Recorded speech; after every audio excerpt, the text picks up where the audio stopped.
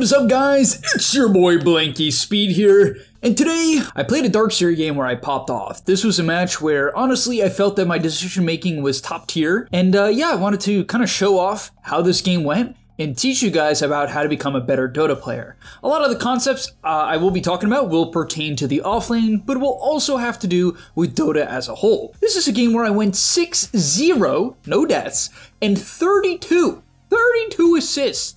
I feel like breaking the 30 assist mark is always like a pretty crazy thing in games that don't last like an hour long. You know what I mean? This is a 33-minute game that's nearly an assist every single minute. So without further ado, let's get into the game. And I do want to tell you guys, for anyone who might doubt the validity of this video, my account is now 10,600 MMR. So I am pretty high MMR. The reason why my rank confidence isn't that high is I've not been spamming games as of late. Let's get into the video. Alright, before we get into the main part of the video, I do want to let you guys know that I'm not only posting videos here on YouTube, I also frequently post videos on the website. If you don't know what I'm talking about, almost every single day I'm posting a new video to the GameLeap website. We're going to teach you guys in depth about how to get to the next level. So if you want to become absolutely broken and really take your game to the next level, I'm going to be able to help you, because sometimes the guides on YouTube, there's either not enough of them, they're not specific, or they're just tier lists, which I know you guys love, but at the end of the day, the GameLeap website is going to help you get to the next level. So click the link down below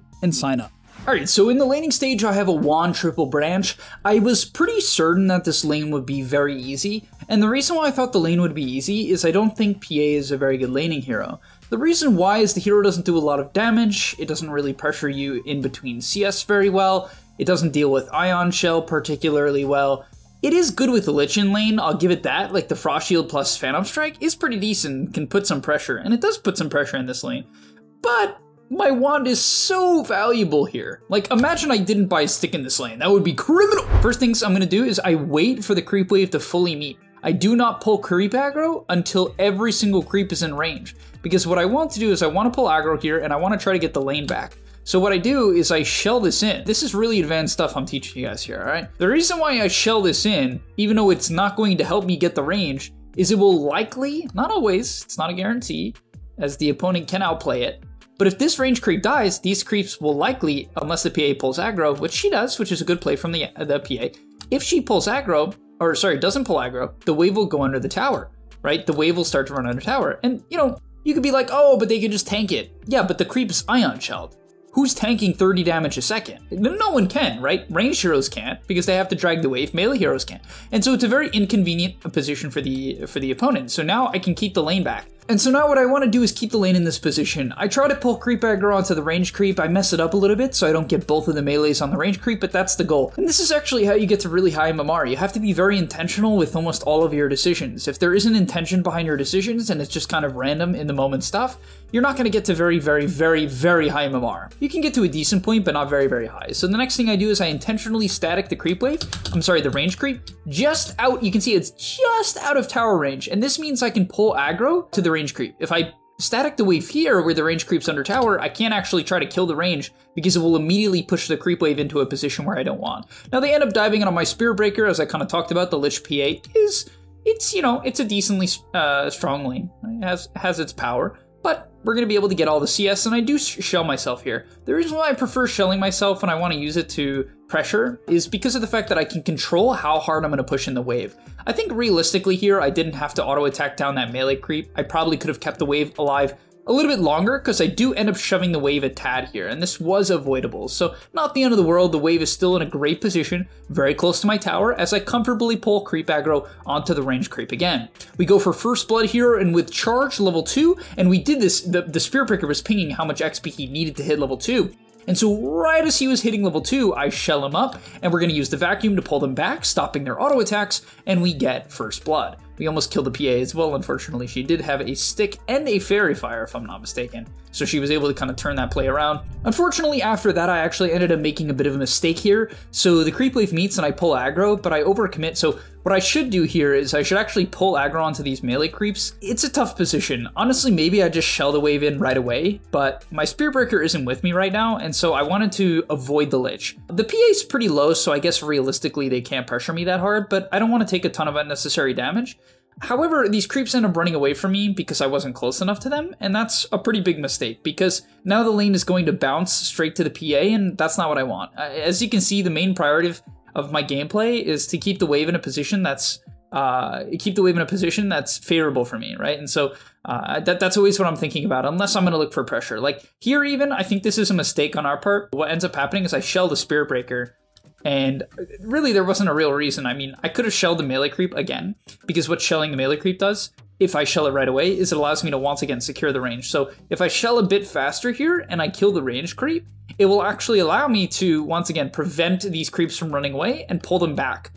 Because even if they meet up with my melee creeps now, I can pull them back and away from the Phantom Assassin. And so that's what I should have done, right? Shell the melee creep and then pull it back. But I didn't do that here. Honestly, it's not the end of the world in this case. Actually, in hindsight, it's decent. On the 230 wave, because after shoving in the 230 wave pretty hard, we get the Lotus, where if I pulled it back, maybe I don't get the Lotus. So that's actually not bad, because the Lotus is great on a hero like Darkseer, who has a semi-fragile mana pool. Now, this game, my mana pool is a lot better because of the fact that I'm against Lich PA. My stick charges are through the roof. But all right, let's move on. So from here, I think we make some misplays. We just kind of overcommit a little bit.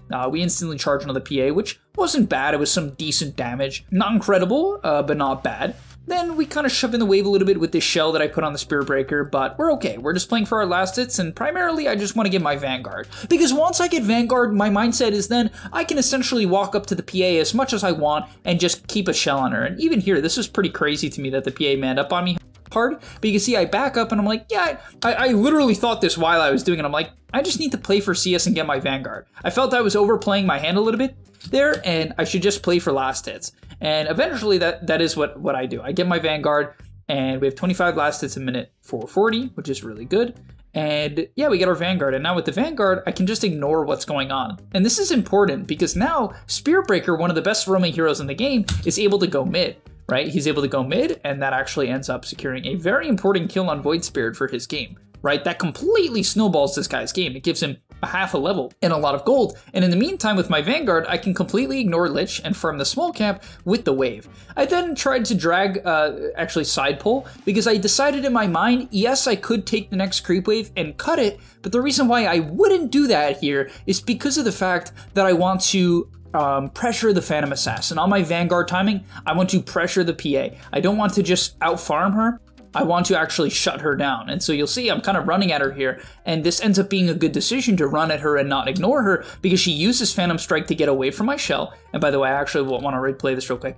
Notice I wait for the wave to go under the tower before pressuring her. Then once she pulls it under, I'm going to run at her. I'm not going to auto-attack her because by auto-attacking her, I would pull the tower aggro. And so, yeah, now I just walk up to her, I shell up the Spirit Breaker, and we pick up a really nice kill on the PA.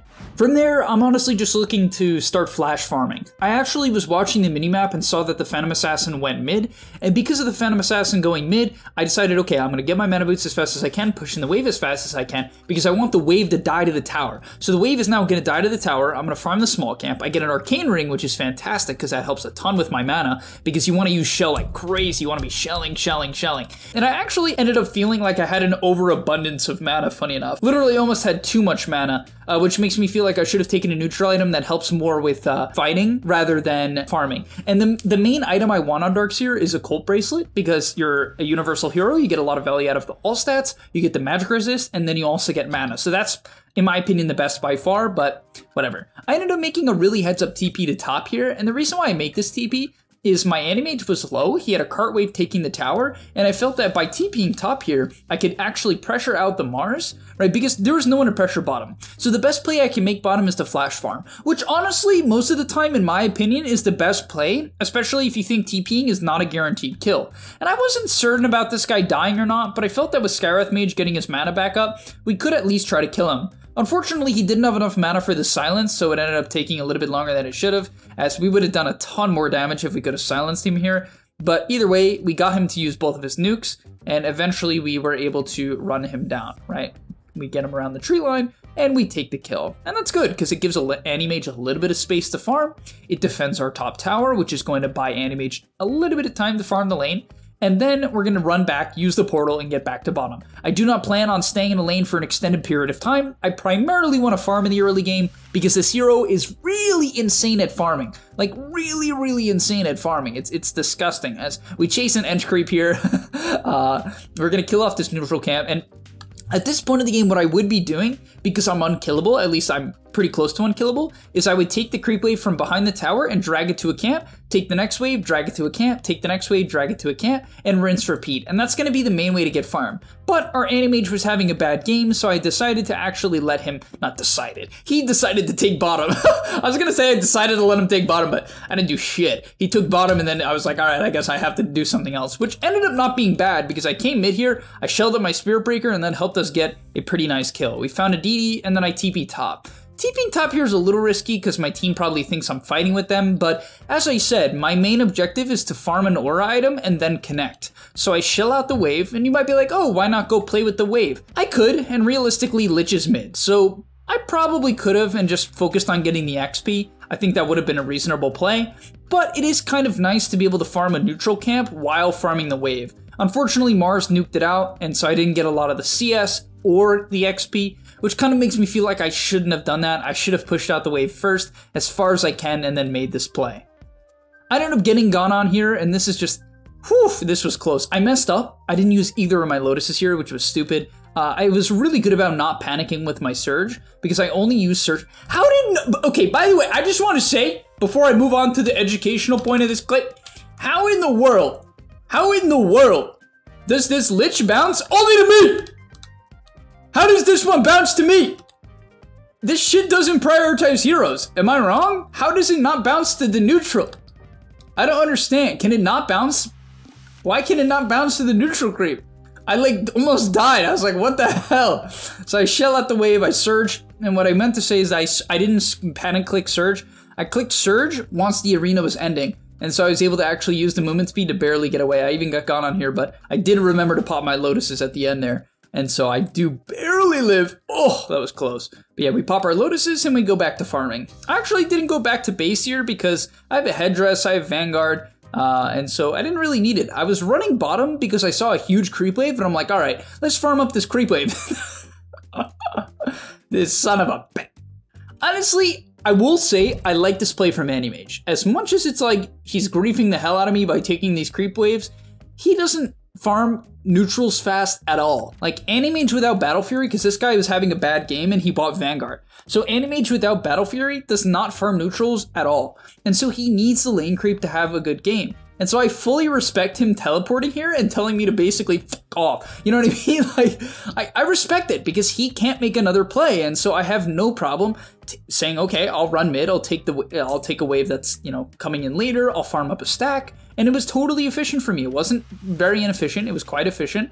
And yeah, we ended up shelling mid. We got a mid kill on the edge here. Little double shell on the Spirit Breaker. We're going to shell him up again as we now pop a smoke. I decided I wanted to shell mid wave before smoking, as the Void Spirit ended up coming in here. The Skywrath silence was super slow, but we killed him anyway. No offense, Skywrath, my fault. But yeah, then from there, at this point, I'm feeling super strong. I actually decided to go Pike before going Greaves, and the reason why is I felt that the only way they could kill anyone early game was Mars Arena plus Spear with Lich ult. I felt that any other combination would really not kill anyone. Like, I guess Enchantress Impetus would be quite a threat, but look at this. Oh! This was crazy. I can't believe this guy lived. I honestly thought I messed up because I was farming neutrals and my team gets jumped mid. I think Mars just got his blink, so his blink reveal on Mars. So I honestly thought we were dead here, but barely, like just in time, I'm able to get over and get off my mech, and it actually barely keeps him alive. Ooh! And then we get a, I don't know why I didn't wall right away. I should have. I ended up shelling Spirit Breaker, which was fine, but I didn't make an illusion of all the heroes, which was not great. That was definitely not super good, but we run in, we're just gonna auto attack down, nothing crazy to do here. I was just looking for any sort of surge opportunity, as I think I probably surged myself here, and we'll pick up the nice edge kill. So that was huge. Barely got the mech off on Pangolier, and we were able to get 3 kills in return. That was super massive. I will say the only concerning part about this game is the Phantom Assassin has been farming with the Battle Fury for a bit of time now, and my Animage still did not have his, and that matchup is a little PA favored, so I was like, even though this game is going really well, I'm like, my anti-mage is not farming as fast as PA. He's a little behind the PA. He's actually honestly doing pretty well, so shout out this guy for honestly keeping up, because this PA is a very high MMR player. I don't know why it doesn't say it here, but he's like rank 5 in NA. I know NA's fake rank or whatever, blah, blah, blah, but it's still pretty good. So we shove in the bot wave here, right? We're gonna push it in as far as we can. We shove in the next wave. And at this point, I'm looking to complete my pipe, just get that up. So we shove in the bot wave. That gives me a lot of gold, right? Because by shelling it, it's going to farm up this wave, which hopefully gets me some CS. It does end up getting me a few as we now pick up our pipe here, which I wish I bought right away. But as the fight breaks out, it's important to identify the best shell targets. The best shell targets are melee range heroes that stay in the fight for extended periods of time and can stay on top of people. So it's usually mobility heroes like Ember Spirit, Void Spirit, even heroes like Storm Spirit, the range heroes can be good. Puck, even with Ion Shell, is not bad, I've seen.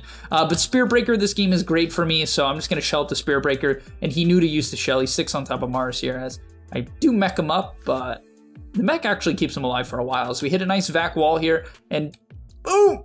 Massive Mana Void. That was a pretty nice combo, the vac into the Mana Void. Unfortunately, AM did die, sort of due to bad matchups. Also, that fight was completely without Skywrath Mage. They had killed our Skywrath Mage at the start, and so it was a tad of an awkward fight. Ench is such a gross hero. From there, I'm gonna keep farming, right? And you'll notice a big part of my gameplay is farming and then connecting to fights. And this makes our plays a lot less obvious because I'm not constantly showing. I'm not just like running into their wards. A lot of the time I'm not showing, I'm not on the enemy wards, and I'm hitting my next item timing as we pick up a double kill off a ward. From there, we saw Mars deep in the jungle, so I called for the charge, and we barely, okay, yeah, we don't get the kill on the Mars, but that's fine.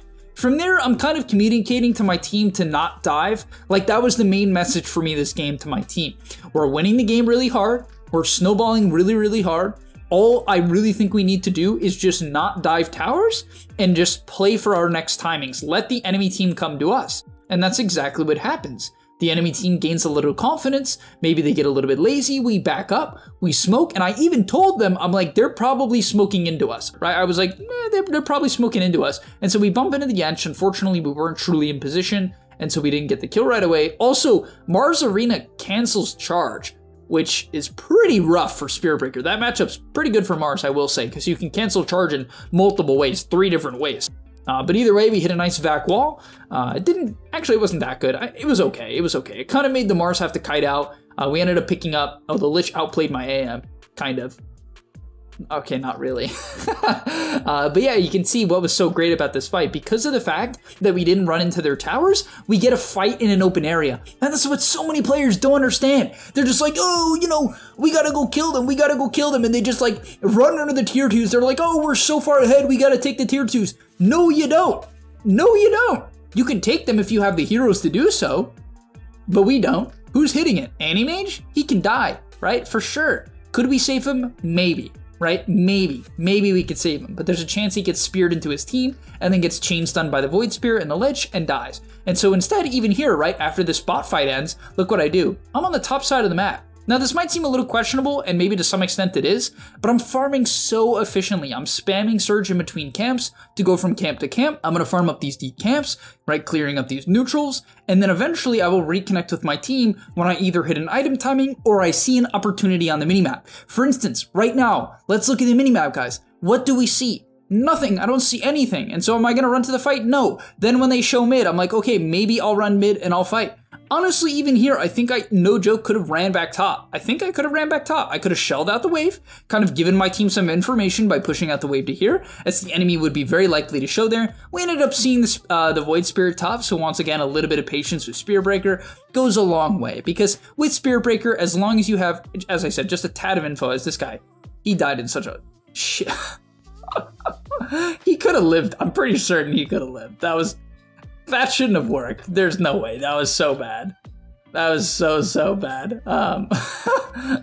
But yeah, we push out now. Finally, I do what I said I should do, which is push out top and then farm some of these back camps, right? You're not the most efficient farming hero. I'm not going to farm as fast as a Phantom Assassin, but I'm certainly going to farm quickly. And you notice now what I can do is I can push out that top lane and we can look for a play, right? We can look for a play deep in this lane, as unfortunately this guy gets caught again. He was kind of feeding at this point, which was a grief. And the only other thing I'd say this game is at this point, the main objective should be Roche. We actually played around it really poorly. We didn't take it until super late on as we find the PA here, which was a huge kill. Really well done by my team. Like really, really well done by my team. as we find the PA kill. We try to kill Ench, but this hero is BS, man.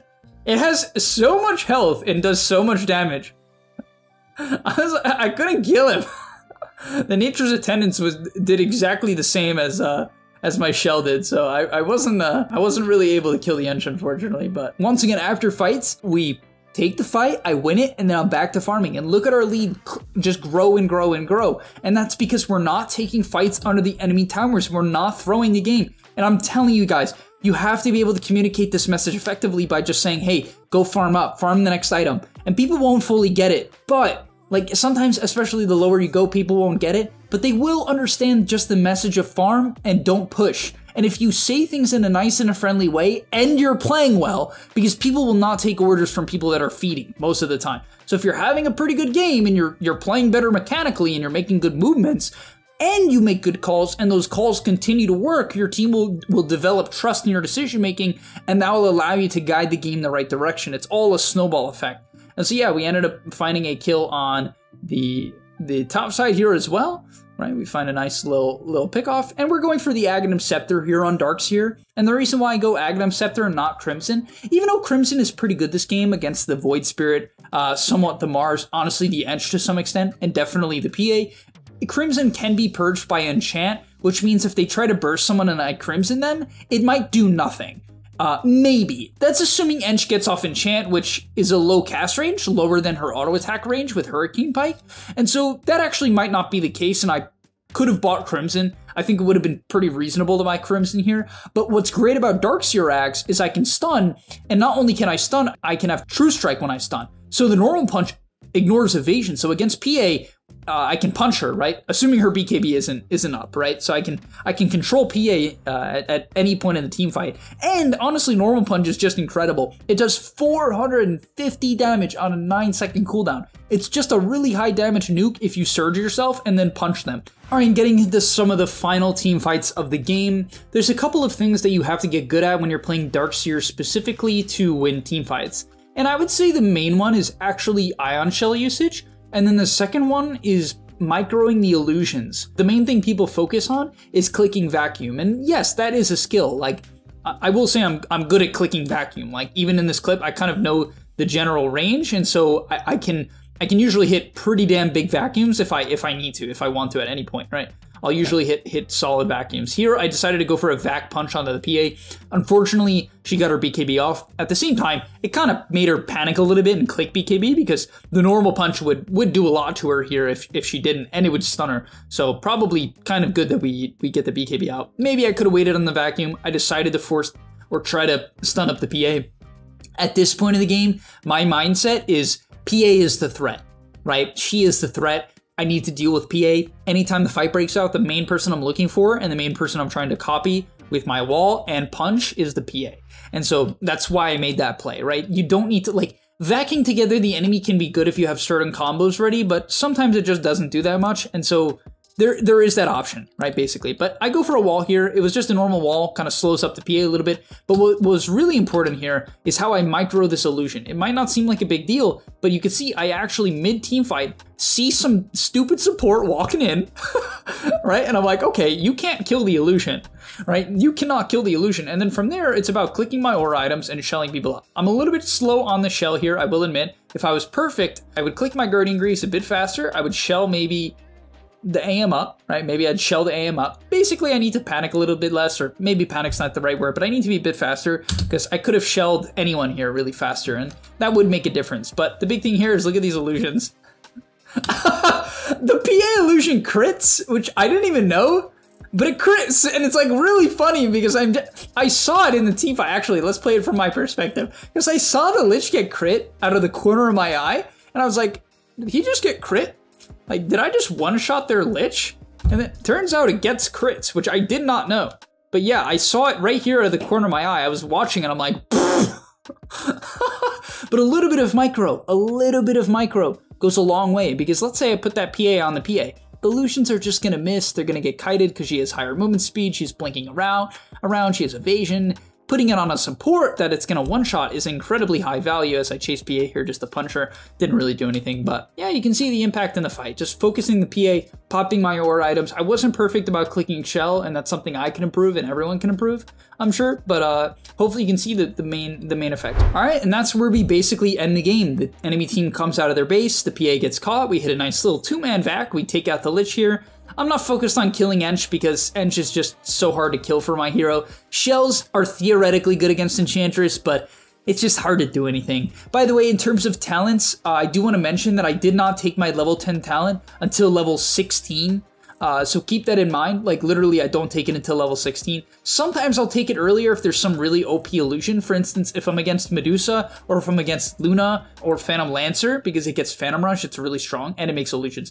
So certain illusions, I'll take the level 10 talent earlier, but a lot of the time I actually will just skip it entirely. I go for my just straight up abilities because skilling Vac and Surge is very important. Yeah, I go for the Ion Shell damage. At level 25, I'm going to take Ion Shell charges. That allows you, the Ion Shell charges is just so good because it just allows you to spam the hell out of the charges, especially at going to the late game. I buy Octarine, and then like all of the creep waves, I just push in everything. I'm just shelling every single creep wave, and the enemy team has to deal with pressure constantly. And this was a plus 40 game. The enemy team was much higher MMR than my team, and so this game ended up being actually a plus 40, so that was pretty huge. But all right, thank you guys so much for watching. Hopefully you learned quite a bit and enjoyed this live analysis, and I'll see you in the next one. And that's all, but remember, before you leave, come on, before you tune out, subscribe to the GameLeap website where we are going to help you get to the next rank. If you're stuck, click the link down below, and I'm out. Peace.